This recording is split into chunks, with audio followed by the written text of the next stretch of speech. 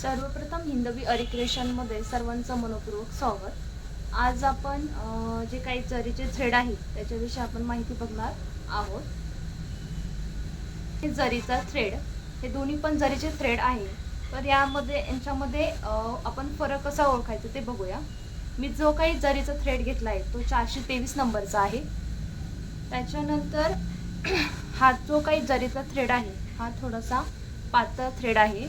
याचा वापर आपण हे काही जे काही बीड्स आहे हे वर्क करण्यासाठी आपल्याला हा जरीचा पातळ थ्रेड यूज करावा लागतो। त्याच्यानंतर आता हा जो काही जरीचा थ्रेड आहे हा थोडासा जाड आहे। आता याचा वापर आपण कुठे करायचा, तर याचा वापर आपण चेन स्टिच करण्यासाठी वापर करतो। आता ह्या दोन्ही जे काही जरीचे थ्रेड आहेत याच्यासाठी आपण कोणती नीडल यूज करायची ते आपण आता बघूया। हा काही जरीचा पातळ थ्रेड आहे याच्यासाठी आपण 23 नंबरची नीडल यूज करायची। तर आता बघूया नीडल कशी ओळखायची। इथे नंबर दिलेला असतो ते आपण बघायचा, ते 23 नंबर आहे। तर हा जो काही पातळ थ्रेड आहे जरीचा त्याच्यासाठी आपण 23 नंबरची नीडल यूज करायची।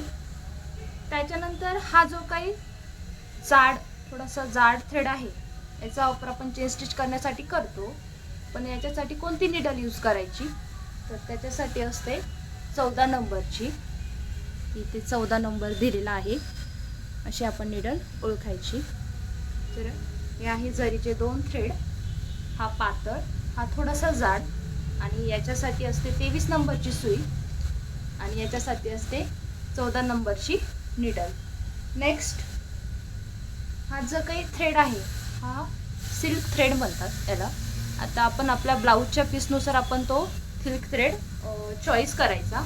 यात भरपूर कलर असतात, माझ्याकडे हे दोन आहे आणि आपण ते चॉईस करताना आपल्या ब्लाऊजच्या पीसच्या कलरनुसारच आपण ते चॉईस करायचं। आता याच्यासाठी कोणती नीडल यूज करायची, तर याच्यासाठी पण 23 नंबरची नीडल यूज करावी लागते। तर हे झाले सर्व थ्रेडविषयी माहिती। हे दोन आहे जरीचे थ्रेड आणि हा आहे सिल्क थ्रेड। तर माहिती आवडली असेल तर हिंदवी अरिक्रिएशनला लाईक सबस्क्राईब करा आणि अधिक माहितीसाठी हिंदवी अरिक्रिएशनला सबस्क्राईब करा।